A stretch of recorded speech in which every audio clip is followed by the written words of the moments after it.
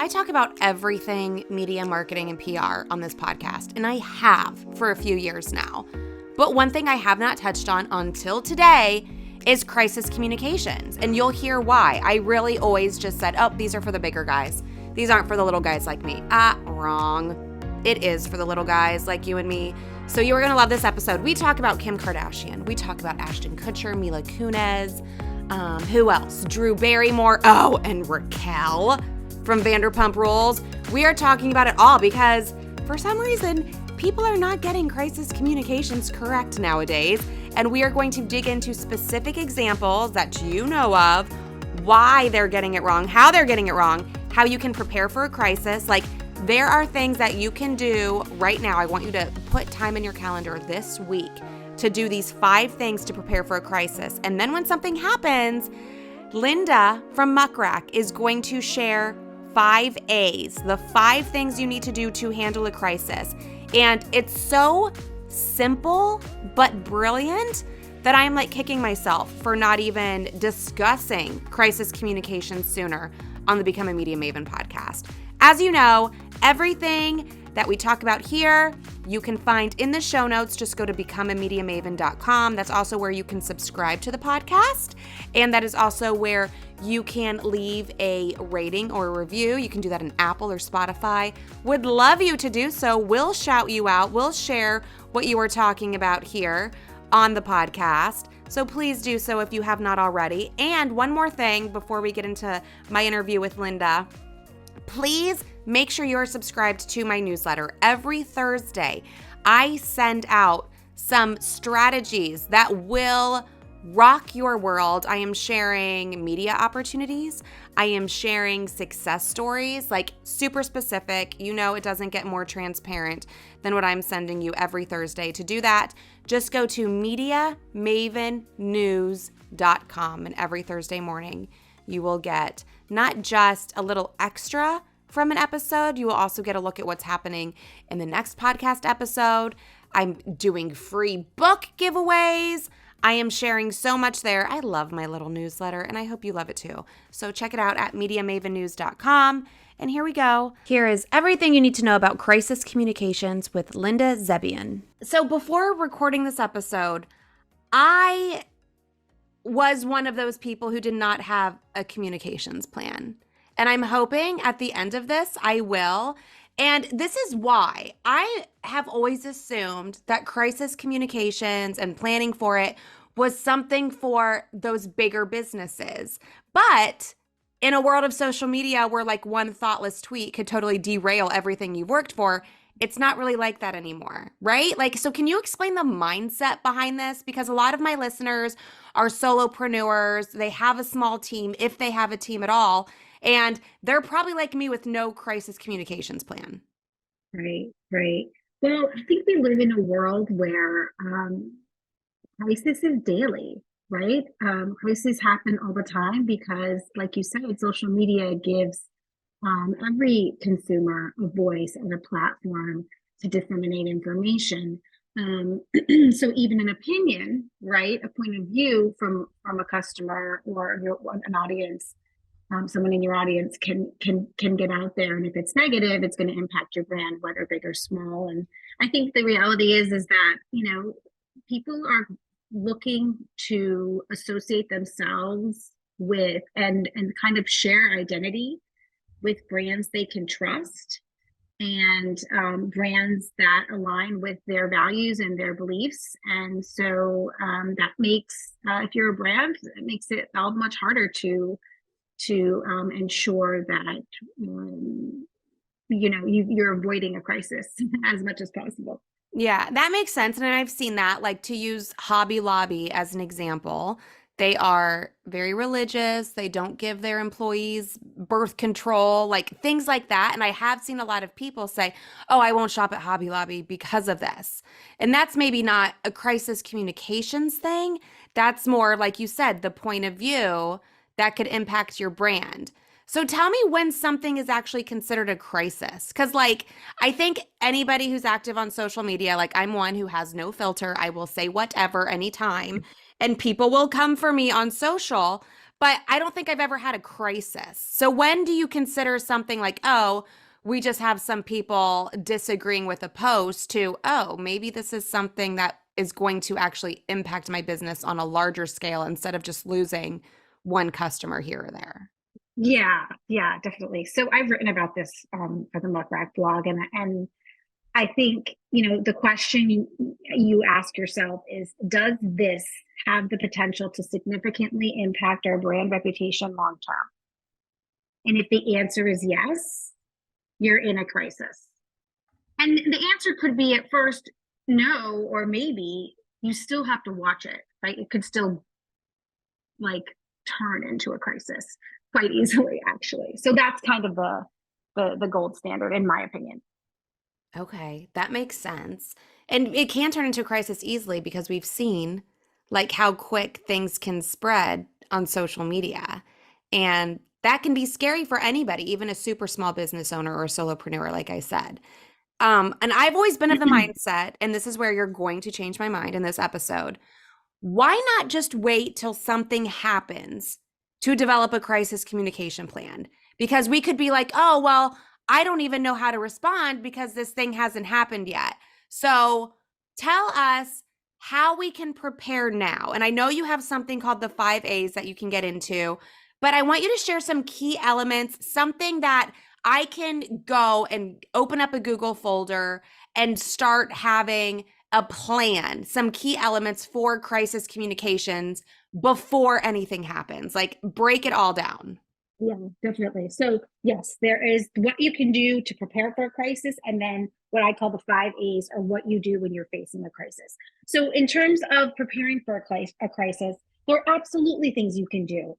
The first is create some kind of playbook to prepare you. If it's just you, still need a playbook. If it's you and your team, all the more reason to have a playbook. And the bigger the team, the more reason, the more I think a playbook is needed in terms of organization and getting everybody on the same page when time is of the essence, because that's the biggest thing in a crisis. Is your biggest enemy is time.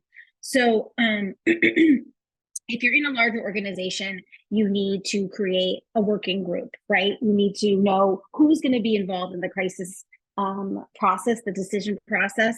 You need to know where you're going to meet and how you're going to meet. If you're everyone's kind of scattered around and you're a remote or digital, company, what Zoom link are you going to use? Is there are you going to, use a certain Slack channel if you're on Slack?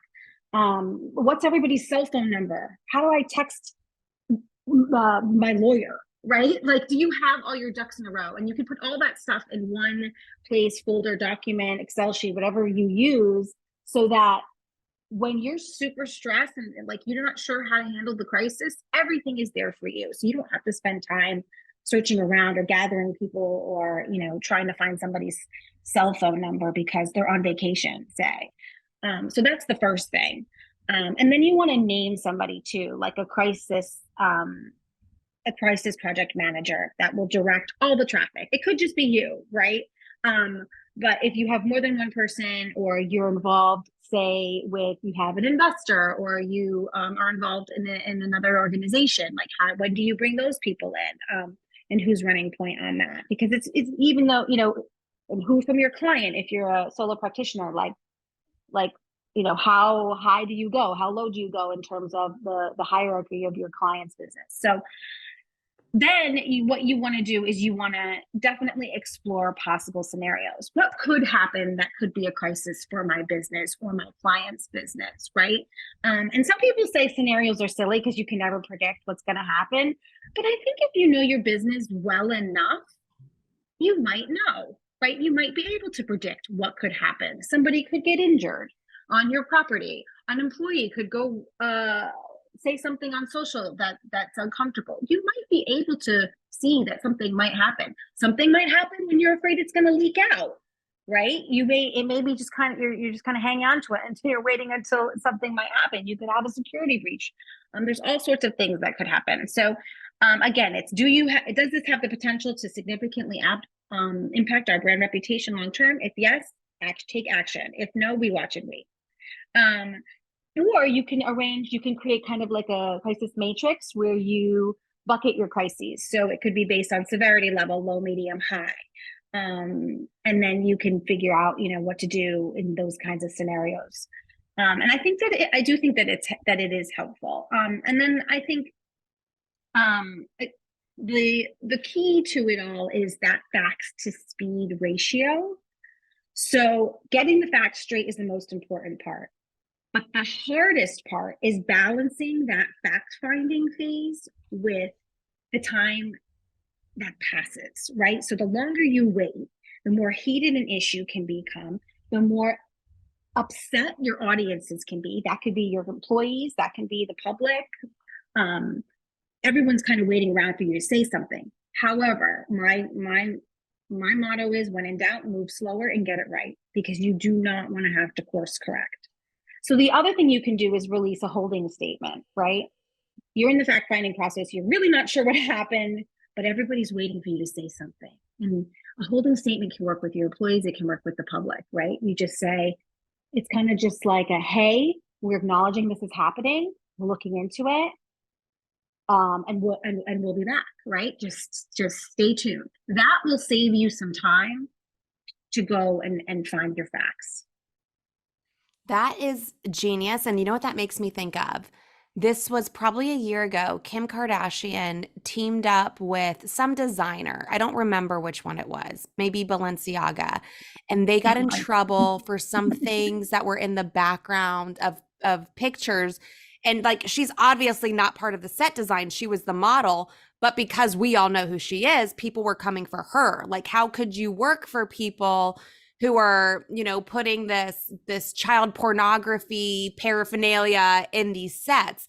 And she did not say anything for the longest time. And people were coming for her because she didn't say anything. And then when she finally said something, she said that she wasn't saying anything because she was gathering all of the information so she could know how to respond. And more people were upset that she just took so long to say anything. So this speaks to that point 100%. Exactly. Yeah. So all she had to probably do, and they would come for her regardless. What I would, if I was her publicist, which is hilarious because but anyway, if I was her publicist, I'd say, listen, let's just put something out there. Let's just say, oh my gosh, this is shocking information. I'm going to go back to my team and figure out what happened. I'll let you guys know. Simple. Yeah. That would have made a huge difference. Yeah. Yeah. I agree. And that's the holding statement that you're talking about. That's the holding statement. Yes. Okay. So now I have a lot of things I need to do to prepare. Now let's go into the 5 A's, which is how to handle something when it happens. And again, it could be something that you don't do, but something you're associated with, like the Kim Kardashian example. Or you could have an independent contractor or a VA who goes out and says some crazy things on the internet, and you are guilty by association. And we've seen that happen so much. So if this happens, what do we do?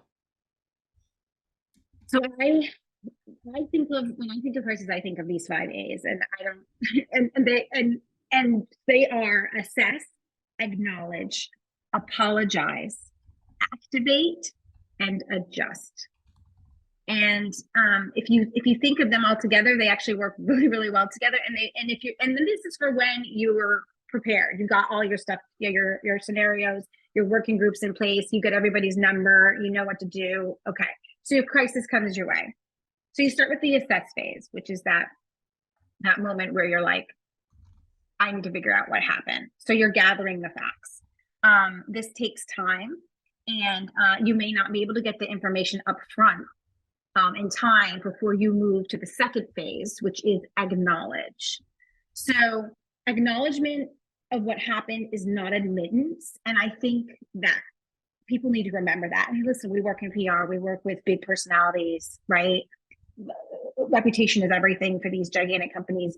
But it can be as simple as this holding statement, right? We are aware this happened and we're looking into it.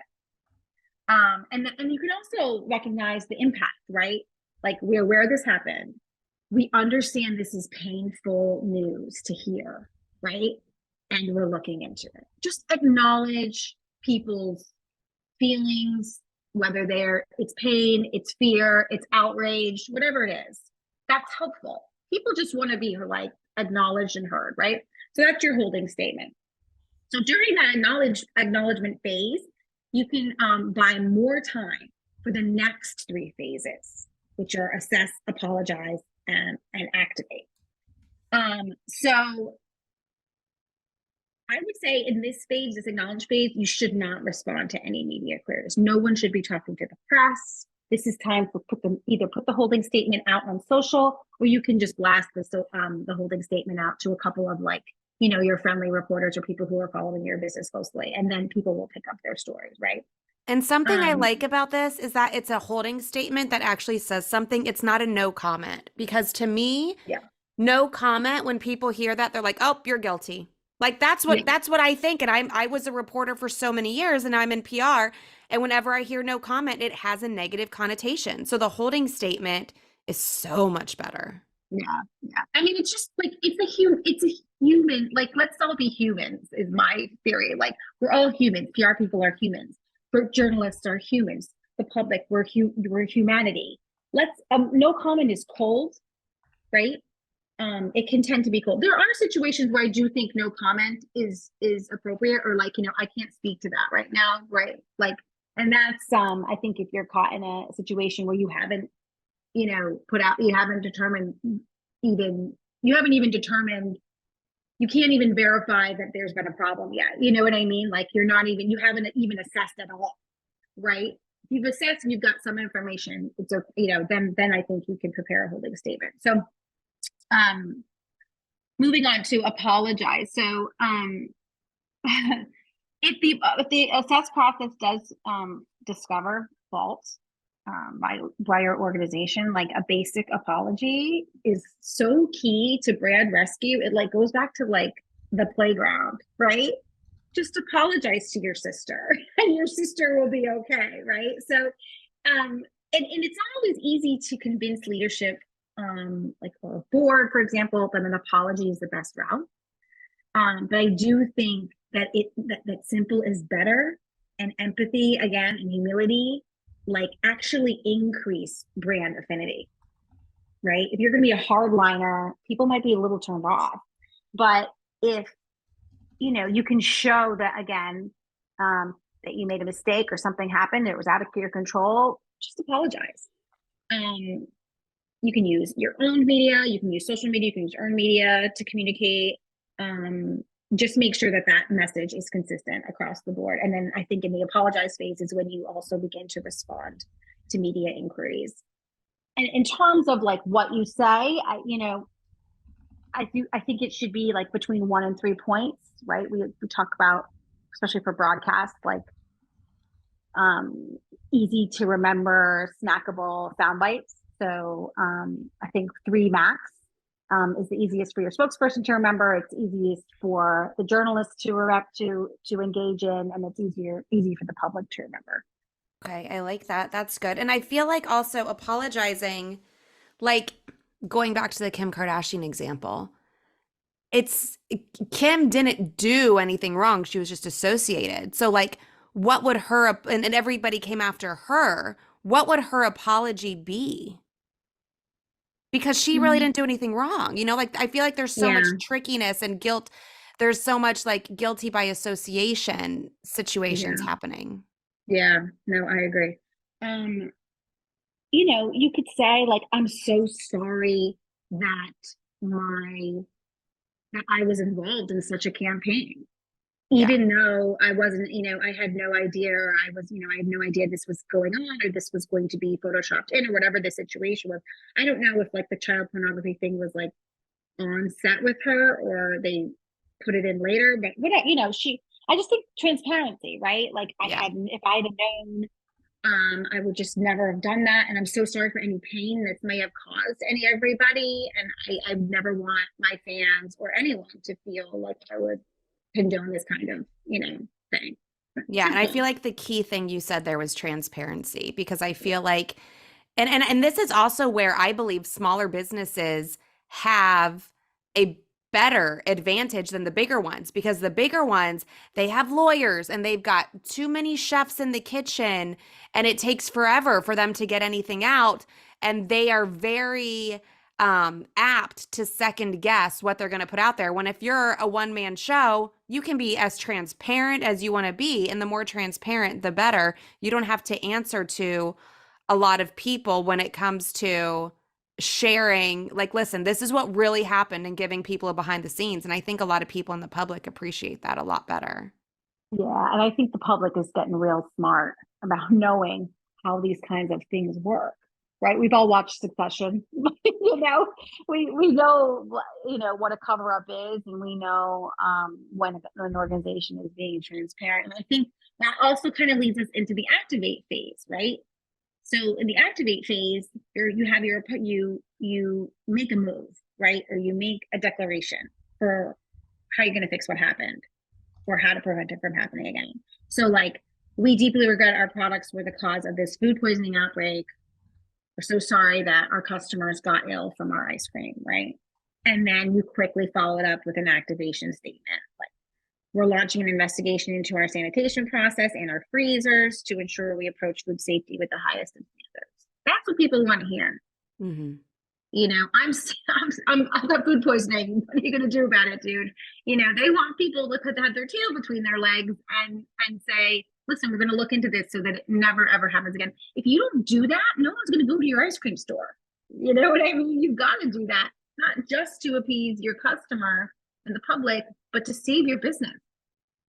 Yeah, and I think we saw Drew Barrymore recently do this. She was going to start production, and then you have the SAG strike, and I mean, everybody loves Drew Barrymore. Like, she is the cutest, sweetest thing ever. And I think she was just trying to help, but she realized that by trying to help, it was having like a bad effect. And then she released that video on social. Everybody lost their marbles. And then she like deleted it and took it back. And then she said why she took it back. Like, that was a PR mess. And you can tell Yes. she didn't have PR guidance. And she even said that in the video. And a lot of people in the industry were like, well, that's why we're here. We would help you like prevent any of that from happening. But she did eventually activate, and she made her declaration, which was, okay, like, I take it all back, and this is why. And I felt like, and she's a very transparent person just in general. And I felt like her apology was well received because of how transparent she was and why she did it and why she was changing her mind, in my opinion. Ashton Kutcher and Exactly. Mila Kunis right now, not so much. Right. Because it didn't feel genuine for them. And I think for Drew, I think that, it's so classic, right? You don't, people, either out of ignorance or ego, think that they don't need counsel from a PR person, right? They'll go to a lawyer for counsel, but they're like, oh, I can do this. This is just like communication. This is just like relationships and people. I'm a great people person. I can do this. People like me. I'm confident in my choices. No, man. Like, we live, sleep, eat, breathe the media, right? We understand. We can spot landmines around. We can look around corners that you don't see because you're looking at other things, and that's cool. You're really, really good at running a company, but you're not really, really good at preventing a crisis. That's what I'm here for. So don't bring me in to clean up your mess. Get me in early. Let's build a relationship so close.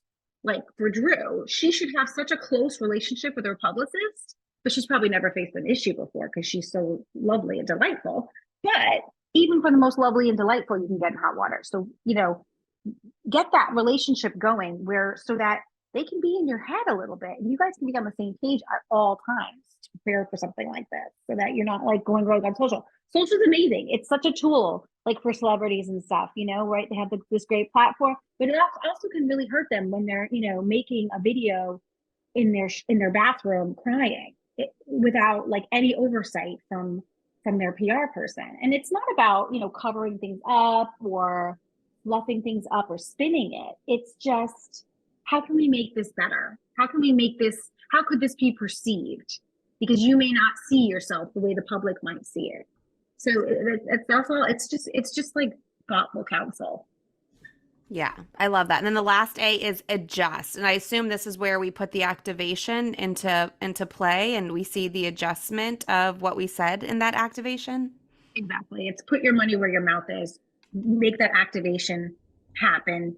I think a lot of companies might drag their feet on it, obviously, because it wasn't a priority before the crisis, and it may not still be a priority. But you can bet your bottom dollar that your customers, the media, they will check in on you. They want to know. They want the data. They want to see it, and they want to make sure that you're honest and delivering on your promises. And I think the other part of the adjust phase is analyzing how your crisis response went. Right?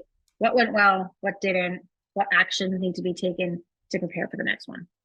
I love that. And I agree. I feel like we miss the adjust phase for a couple of reasons when we're just like viewing a crisis. One, we miss it because the drama is more engaging and that's what we pay more attention to. And two, we miss it because I feel like a lot of brands don't really adjust. They do steps 1 through 4 and they don't follow up on 5 because they think nobody's looking. Exactly.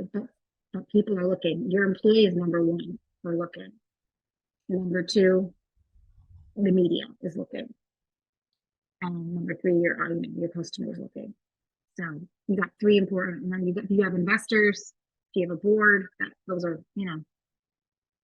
those are two other gigantic influences on the health and the future of your organization. So it's really, really important that um, that working group, that manager of the crisis sees it through. And as a PR pro, our job is to really get leadership and executives to understand how important brand reputation is, regardless if you are a corner store or a giant conglomerate. It runs the gamut. Reputation from the local level to the global level is still really important to the health and future of your business. And on that fifth point too, now we have SEO. So when people search your name, your company name, whatever, are they going to see the scandal or are they going to see what happened after the scandal? So like this is like number 5 is like you need to do PR on that Yeah, adjustment. exactly. And it's actually a great opportunity, right? Yeah. Like what a headline, like, 6 months after the worst, food poisoning outbreak in, Charlottesville, ice cream company X, opens a new store or launches a new vegan flavor or whatever. And oh, we toured the facility. Look how, clean and sanitary it is. Here's what they learned. And, you put your face out there and people love it. They love a comeback. So get your comeback going and PR the heck out of it. I love that. Okay, last question I have for you. Journalists love trends, like everything about getting coverage. It's got to be trending right now. It's not got to be newsworthy right now.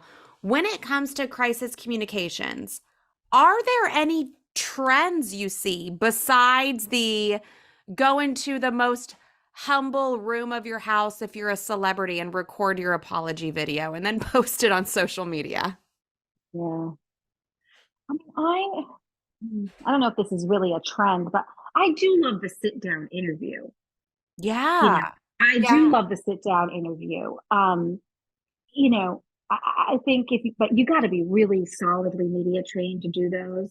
But I do think that, those carry a lot of weight and they have a lot of value, like that morning show um, interview or the profile. If you don't want to be on camera, you could do a print profile, digital profile, and I think there's a lot of value there. I think that's like the gold standard. I think these social media, like that's if I was Ashton and Milan, that's what I would have done, right?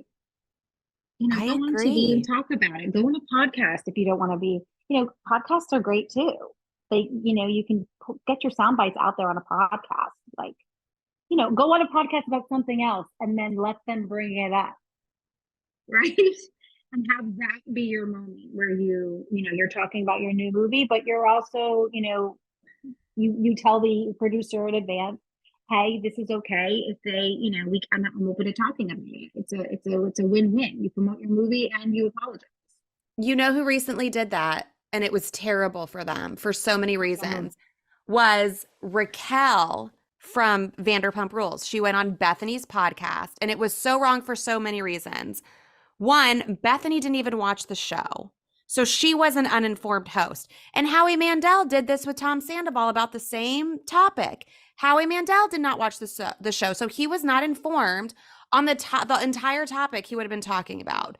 And then with Raquel, she clearly did not have any PR training, and she was not remorseful, and she kept making excuses, and it was a hot mess for her, and it was a bad look for her. And it was a bad look for Bethany as the host. Same with Howie Mandel and Tom Sandoval. Like, terrible, because again, they did it thinking that they were doing that step 5 and adjusting, but they were not properly trained or talked to about the purpose of that step 5. Are you following me, Linda?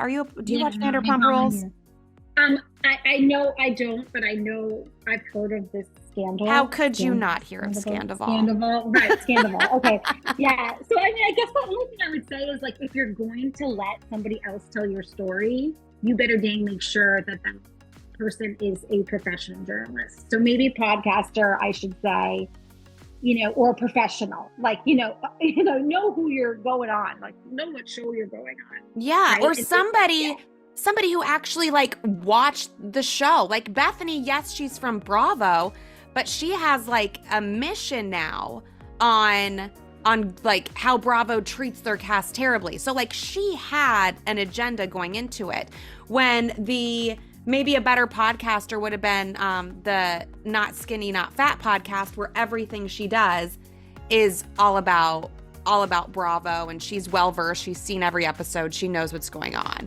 It was just a hot mess. And to make it worse, Linda, it was a 3-part series. There were 3 different episodes. Sure, because you're going to maximize that, right? Exactly. Yeah. Yeah. And I think, like, too, when you're evaluating the media outlet, don't just look at the reach, right? Like, we all get, distracted by the gigantic numbers. Like, I want to reach so many people with this, but do you really, or do you want to reach the right people? And do you want to have, like, a well done production where the host knows what they're talking about? And you can potentially even work with a producer host who knows what they're talking about. Oh my gosh, such a good point. Okay, before we say goodbye, is there anything else that I should have asked that you want to touch on about crisis communications? This has been so long overdue on my podcast, by the way. I've never talked about this. It's amazing. Got it all. I think we got it all. Okay, and I will link to Muck Rack in the show notes for this episode. I will also link to your LinkedIn page. Is there any other place where people should go to learn more about you and what you do and what happens over there at Muck Rack? No, I think those are the 2 best spots. Okay, awesome. Thank you, Linda. Thank you so much, Christina. It was a real pleasure talking about this topic with you today. If you want to see these written out word for word, number by number, go to becomeamediamaven.com. That is where all the show notes are for every episode, not just this one, but all the ones in the past. Becomeamediamaven.com. And remember, you can also get even more on my newsletter when you subscribe at MediaMavenNews.com. Thank you for listening. I will see you again here next week on Become a Media Maven.